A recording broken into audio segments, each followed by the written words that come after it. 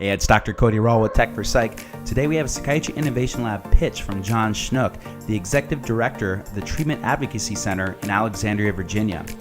John and his team are using something called queuing theory to reduce the wait time mental health patients in prison have to wait to get to a hospital for treatment so they can be restored to competency and undergo trial. This reduces the associated risk with getting mental health treatment in prison and is a really worthwhile endeavor.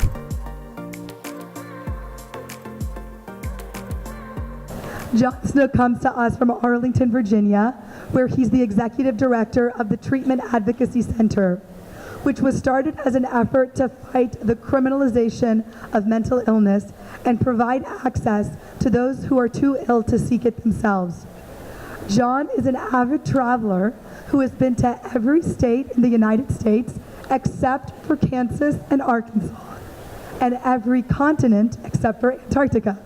And I'm sure if we have anyone from Kansas and Arkansas, they'll be inviting you today to join them. So, John Snook.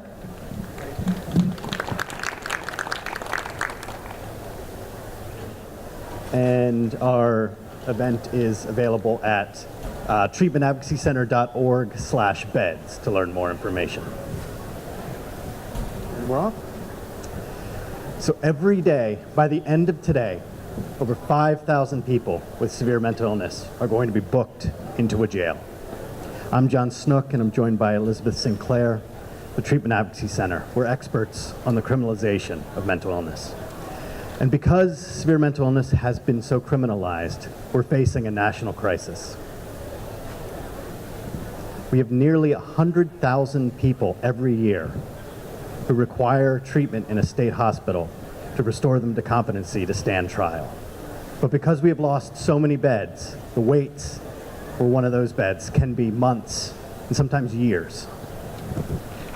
And as people wait, I don't need to tell you, treatment in a jail is a terrible place to receive psychiatric care. People get sicker, they deteriorate psychiatrically, they're victimized, they're assaulted, they present a problem for jailers, and too often they die. On the left is Matthew Hall. He waited months in a Salt Lake City jail to be transferred to facility, until eventually he ran over and over again into a wall, climbed onto his sink, and fell headfirst onto the ground, paralyzing and ultimately killing himself. To the right is J. Michael Mitchell. He was 24 when he was arrested for stealing $5 worth of food. He starved to death in a Virginia jail, waiting to be transferred to a hospital. He is not the only person to starve to death in a jail cell, waiting to be transferred this year.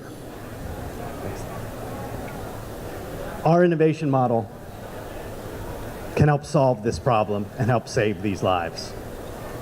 Our beds capacity model provides a tool states and communities can use to address this crisis. We utilize queuing theory. Queuing theory is the study of lines and waits. The example behind me is looking at what happens when you add an additional server to a fast food restaurant, how it changes the waits. Basically, Burger King math is what you're seeing here. We take this model, combine it with readily available data that states and communities have access to, along with our team of experts, and we can save lives and change the world. Next slide.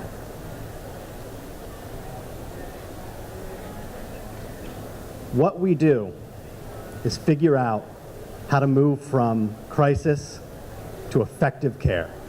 We call it lightning in a bottle, because as we do this analysis in state after state, we find that relatively minor changes can have monumental impacts.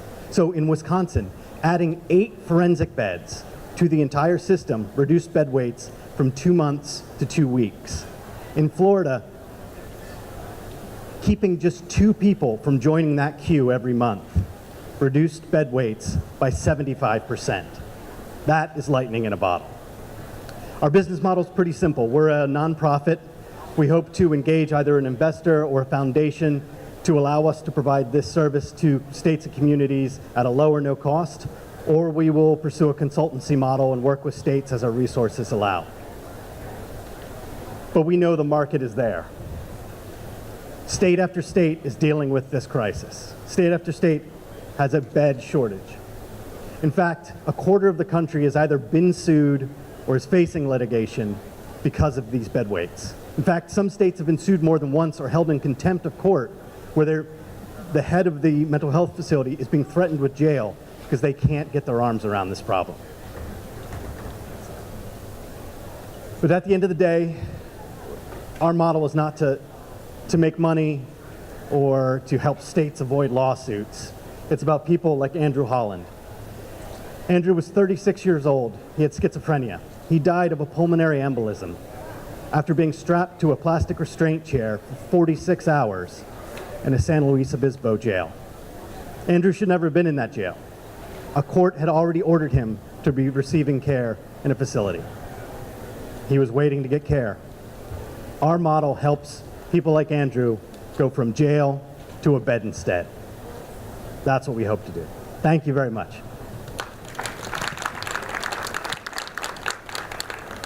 And I will be joined by Elizabeth Sinclair for our team for the questions. Thanks, John. So, great pitch. I mean, I think you very strong in terms of identifying the problem, right? And very this phenomenal sort of emotional appeal, right?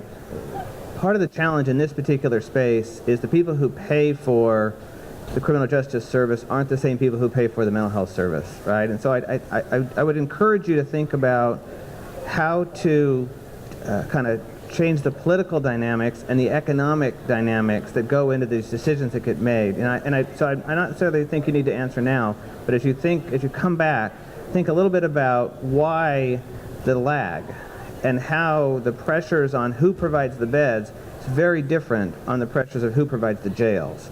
And if you can figure out the nexus between those two and reshape the incentives, I think you'll be very successful. I very much agree with what you just said. I think being able to provide the data that you talked about, like in Florida, for example, that shows people some real numbers. It's one thing to say it's costing you a lot of money and you're providing poor. It's another to show that data, and to be able to collect that and demonstrate it will help, I think, state decision makers to do the right thing. A negative point. You lost me when you said jail is a terrible place to receive psychiatric care. A colleague of mine is the head of forensic psychiatry at the University of Maryland. She does a very convincing job of explaining to me how in jail the psychiatric care that is provided is oftentimes, not at every place, I guarantee you, but is oftentimes better than you can get in civilian life. So I don't know if you've been to jails to talk to people that run those programs, but to put that sort of overarching statement is a big turnoff, at least from the clinical, for me as a psychiatrist. I'm not sure if, I don't have a huge response other than to say it's sort of a philosophical thing. I've been to countless jails and I work closely with the sheriffs every day, and I can tell you that they say this is not where people should get their treatment. That's the right answer. That's the right answer. It's not about the type of care they get when they're there. It's the fact that they shouldn't be there to get the care. Sure. It's a big distinction. Well, then I guess for me, just listening and this interface around the two different systems, I mean, the solution you suggested was in one case, we'll create more beds and then the waiting list will go down, and the other one was refer fewer people and the waiting list will go down. And that makes sense, but then there's still the issue of who's paying for the beds and what are you doing with the two other people that you're not referring. And so it seems like if you're going to use examples like that, I think you need to be clear about what's happening in those situations. Sure, definitely. And that's the limitations of 5 minutes. There's a real opportunity here to go into how this dovetails with diversion programs that states are using to say, this gets you those two fewer people. If you have a mental health court, you have those sort of programs. So right, they never but end I up think in jail. even less time on, I mean, the examples are important, but maybe less time on them and more on the impact. Perfect sense. Just real quick, what's novel about the approach? I mean, obviously, if this is something that's been in existence, so what's novel about the methodology? Yeah, so what's novel about it's using a mathematical model called queuing theory.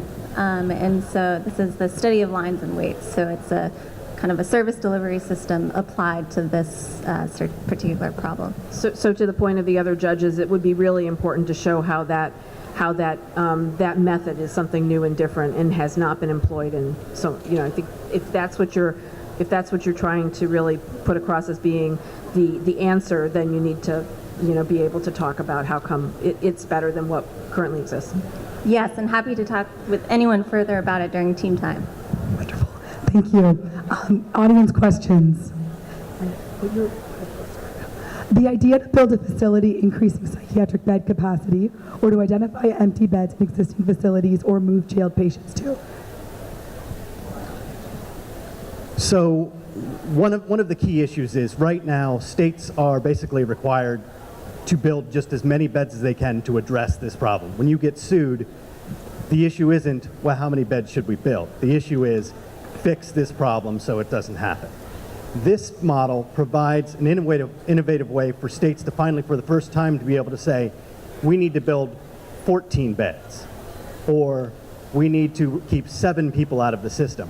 Right now, what happens in many cases is the state will fight and fight and fight because they know they don't have the money to solve this problem, and they don't know how many beds, and they can't open a blank check. This gives them a way to say, this is something we can actually get our arms around and actually do. Thank you.